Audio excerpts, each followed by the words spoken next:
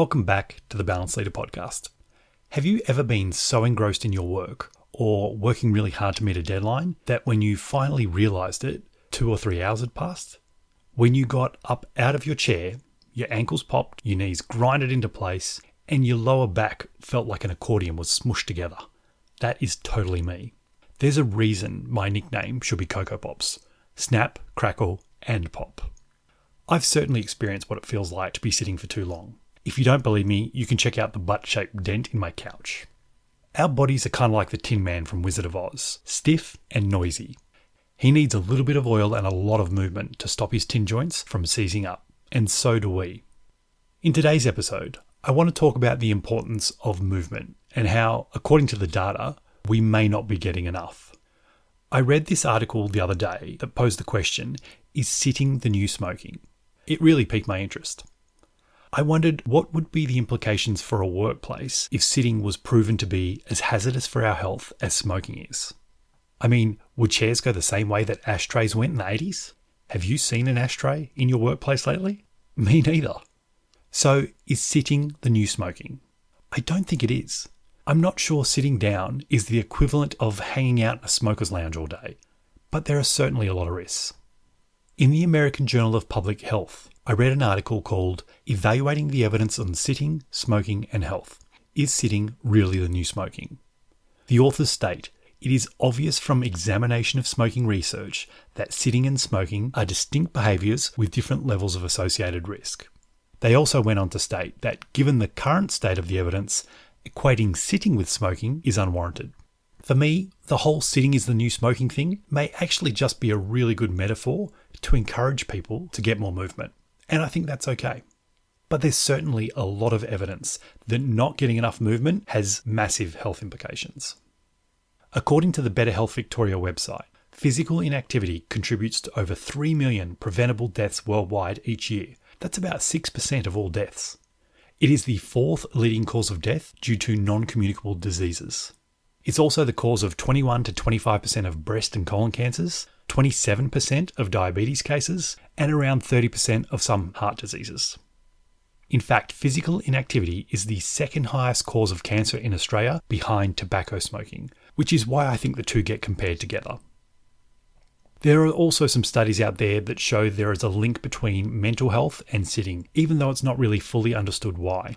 It can lead to depression and anxiety. So, are we really sitting more? What do you think? Think about your own day.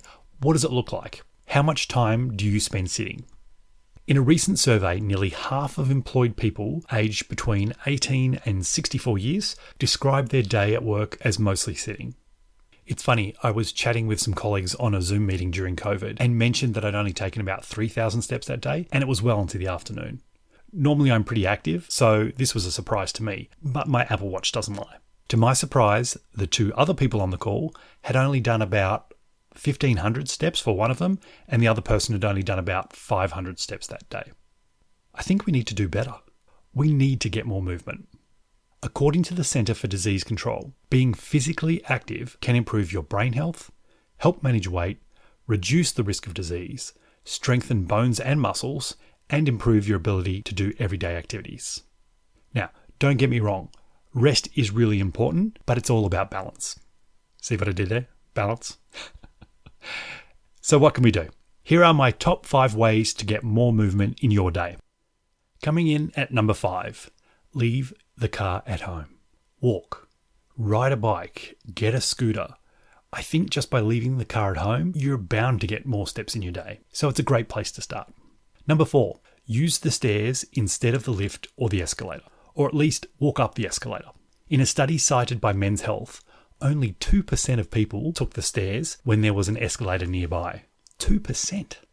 I had a great example of this growing up because whenever we went to the airport, and for some reason we always went to the airport when I was a kid, my dad would always take the stairs. Now, I was just a little kid, right? So I'm looking at my dad going, why would you walk up the stairs if there's a perfectly good escalator there?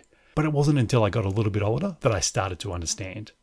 And so now, whenever I have the option, I always walk up the stairs. And the great thing is, my kids watch me, and now they do the same thing as well. And that makes me really proud. Number 3, Park further away from wherever you're going and walk the rest of the way. Now, I do this whenever I go to the shopping centre, much to my wife's disgust. So instead of trying to park close to the front door, I'll always park at the back of the car park and walk the rest of the way. And I know that's contributing to my daily step count, which is awesome. Number 2, change position regularly. If you are also the person who has a butt-shaped dent in your couch, then I'm talking to you. Sit on the floor. It's uncomfortable at first, especially if you're not used to it, but it causes you to change position because you're uncomfortable. So you can try and do cross-legged, kneel, go 90-90 with your legs, stretch out a little bit, whatever it is, but it's encouraging movement, which is great. And the number one way to get more movement in your day is to plan a walk after your meal. I have a rule that I will walk after lunch. It's usually only 10 to 20 minutes depending on the day, but the science says that's enough to help digest the meal because your muscles are actually using their energy for fuel rather than storing it as fat. And the bonus with this one, the dog seems to appreciate it as well. What about if you're in the office? This is the Balanced Leader podcast after all, so I got you covered. But for me, let's not just ban the office chair. Standing desks are great, but I'm not sure we should be using them 100% of the time either. And I certainly don't trust myself to try and work from a walking desk. I mean, those things are just lawsuits waiting to happen. So here are my top 6 tips for getting more movement at work. Number 6, take the stairs instead of the lift. I can tell you from experience that the stairwell is a lonely place. And in the office, it's probably less than 2% of people that are using the stairwell. Number 5, walk over and talk to your colleagues instead of emailing them. I mean, that's just courteous, right? Number 4, take your lunch break away from your desk. And if you can, bonus points here, go for a walk outside. Number 3, organize walking meetings. I don't know about you, but I seem to think better and more clearly when I'm moving. So if I'm able to go for a walk and have a meeting at the same time, it's a bonus. Number 2, use a smaller glass of water, but refill it more regularly. The great part about this tip is that you'll get more water intake too. And it's 2 birds with 1 stone. And if you want to get 3 birds with 1 stone, stop off and talk to a colleague on the way back to your desk. And the number 1 tip for getting more movement at work, there are plenty of office chair stretches you can do. Just do a quick Google search and I'm sure you'll find a heap. I know this may conjure up some pictures of Jane Fonda in your mind, in her leotard, like doing a full-on choreographed exercise routine, but it's nothing that serious. It's just a couple of stretches. And it may feel weird at first, and you may feel like people are watching, but they're probably not. But who knows? You may also start a movement. Yep, pun intended. Side note, I do wonder though if offices are set up for regular movement. I'd love to see some more stretching mats or foam rollers littered around the office to try and encourage people to stop and get more movement in their day. Of all the wellbeing initiatives that I've seen, I think this one would be particularly useful, and I sure know that I would use it. But ultimately, you need to find a way to incorporate movement in your day that works for you. There are so many stories of people who went from self-proclaimed couch potatoes to marathon runners or athletes, for some of them even in their 50s, 60s and 70s. Leanne Barnes is an example of this. At 59, she was 297 pounds. That's 136 kilos for my Aussie friends. She had struggled with her weight for most of her life. She battled with depression, so when she was feeling down, she would turn to comfort foods, and that turned out to be a vicious cycle for her. When she lost her father to a heart attack, she vowed that she wouldn't leave her children without their mother. So she ditched the deep-fried dinners and she started walking. First, she could only walk from the front doorstep to her mailbox and back, and that was a challenge. But then she went to the next mailbox, and then the next one, and so on down the street. Over about 18 months, she lost 160 pounds, which was over half of her body weight. One day, she actually entered into a 5K race in her hometown, and she fell in love with running. She loved the way it made her feel and the sense of accomplishment from finishing a race.